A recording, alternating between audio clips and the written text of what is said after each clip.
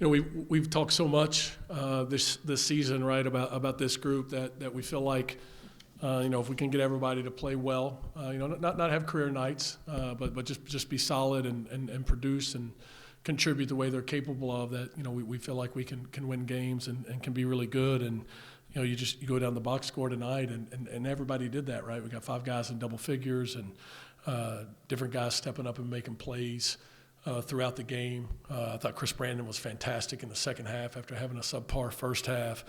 Numbers aren't necessarily great in terms of scoring, but Xavier Rhodes with 9 assists, 3 turnovers. I think at one time he was like 7-0 or 7-1 with turnovers, and he was fantastic. And then Trayvon Faulkner's play has been such a boost for us off the bench. He's 6th man of the year for a reason, and is playing like a 5th-year senior that knows what March is all about, right? And so really happy to get the win, obviously, in the tournament, and give Oakland credit. They're so hard to play against with that defense that they play. Jalen Moore is about as difficult and a dynamic guy as you're going to see at this level, especially late game. Thought I was absolutely going to lose my mind when we kept letting him dribble up the floor and get into the paint quickly. We needed him to use some clock and not make quick plays. But you know what? He's really good, and so to be able to beat a team that's hard to play against like Oakland as well is something that's good. Especially this time of year. So just thrilled to be moving on. Happy for our guys. We got great kids. They work really hard, and to have the opportunity to compete, in Indianapolis when it gets really real is something that's what we want to do. And so glad to get the win and move on. You said after the game Sunday, you wanted a crowd that would really maybe impact this game. Did you get the crowd? A little bit at the end.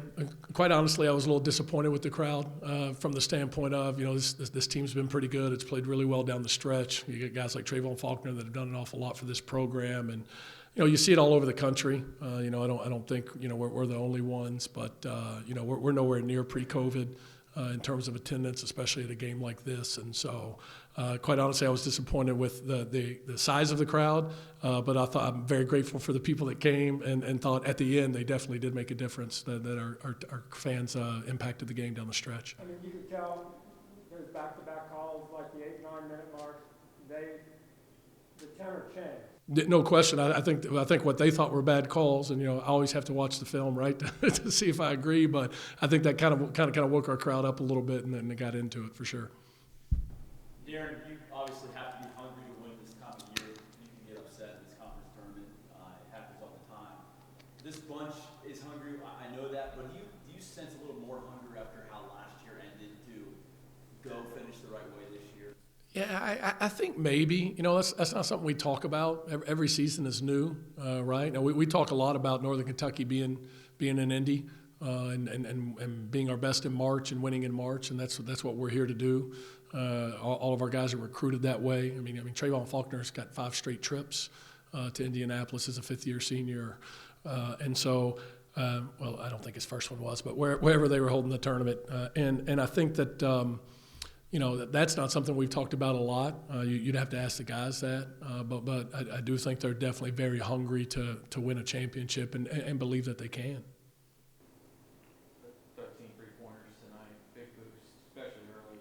What do you attribute that to? Did you like the spacing, ball movement? Yeah, some of it, Evan, to be honest with you, is that the way Oakland plays, right? They're just going to take away that nail at the foul line and make it hard for you to post up. If I had Drew McDonald out there, I'd just throw it in on the block every time with the way they play, but we don't. Chris is fantastic the way he plays, ends up with 13 and 13, but not necessarily a back to the basket guy. And so, it's a little bit of it is, you take what the defense gives you. But I do think that our guys move the ball really well. Found the open man, made extra passes, and I thought they stepped into shots with great confidence tonight, and really we call it slinging it. It's March, man. You got to play. You don't want to go home and woulda, coulda, shoulda, and so step into it and let it fly. And I think really going on about 4 games now, our guys have done that. You guys seem to when you get to the countdown, a lot of teams kind of get hurry or get speed it up. Your guys seem to get 8, 7, 6. Your guys just seem to be able to take their time and get the shot they want. Yeah, I think a lot of that is, we've got three guys and Trayvon and Sam and Marquez that are capable of handling the ball and creating a shot for themselves and others. And I think Xavier played that way tonight too. Played with great poise and confidence down the stretch. And so, I think a lot of it is just them. Hey, this game is about players. Players have to make plays, especially this time of year. And I think we feel confident that we've got three or four guys that can do that, and they did it with great confidence tonight. And I think their confidence in each other has really grown as well, and they feel really really good about anybody that has the basketball or is taking the shot. How important and just powerful, Darrin, is the mindset and expectation to win at this time of year for your program? Yeah, I mean, I think it's huge, right? Like you got to believe that you can, and that that's what you're here for, and that's what you work for. We challenge our guys all the time. Why would you put in so much work? I mean, these guys work so hard going all the way back into June with weight training and skill work and all of the off-season stuff. Why would you? This is why you do all of that, and so. When it's time to play in the tournament, man, let's go out and let's be aggressive and let's have some fun and let's leave it all out there and not hold back. And this group I think is starting to embrace that and play that way the last couple of weeks, and I think definitely did tonight.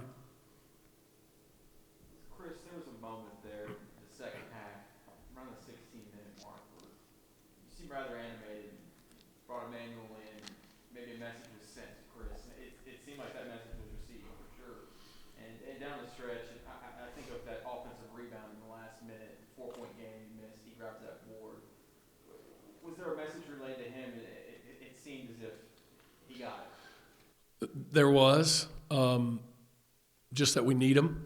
Is probably the best way to say it, right? And that the impact that he has on the game is huge. I met with Chris this week and talked about, Marquez Work's probably our best player, and we got some other guys that are really good, especially offensively, but no one's more important than he is. If you look at our plus minus and where we are defensively and grabbing that offensive rebound to save the game, there's nobody else on the floor that can do that. And we think when he's playing that way, he's as good as anybody in our league at those things. And I thought, as you said, from about the 16-minute mark on to the second half, he was a real difference maker in the game. And I think Trey Robinson is like that too. As well, right? He goes pretty unheralded because of Sam and Trayvon and Marquez, but here's a guy that gets you double digits, grabs 4 rebounds, has 3 assists, had 11 points and 5 boards tonight. With an assist, and so he's extremely impactful on both ends. And both of those kind of guys are important this time of year, right? Now that you survived the 7 out of 8 February games on the road, is this team even better, maybe prepared to go on the road, go to Indy again? I mean, are you to that point? Yeah, I mean, maybe. I don't know. I mean, everybody's got a tough stretch during the league. Ours was more than anybody else, and it happened to come at the very end of the year. But, we went 4-3 in those games, which against, the top teams in our league. And so and felt like in at least one of them that, was a possession game that we could have won. And so, if you have a winning record on the road in league play and take care of business at home, you got a chance to be at the top of the conference. And, we feel like not winning the regular season was more about giving away the Oakland game at home and the Milwaukee game at home than what you do on the road. I mean, it's hard to win on the road in college basketball.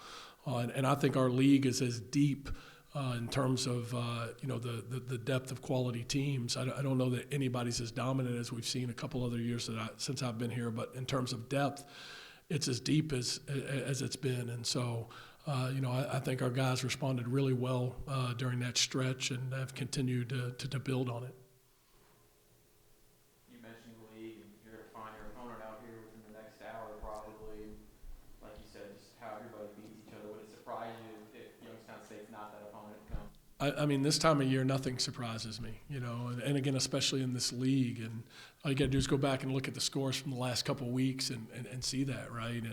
And see how tough, IUPUI played Robert Morris on the road, and they need a last-second shot to win. And so, and if I'm not mistaken, I don't know that the number 1 seed has won this league since I've been here. I don't know. You'd have to check that. But so it's March, man. You got to show up and play the next one and play on that given night, whoever it is, and you got to play your best regardless of who you're playing against. And so I'm not really that concerned. We'll find out and we'll prepare for them and try to be as ready as we can on Monday night.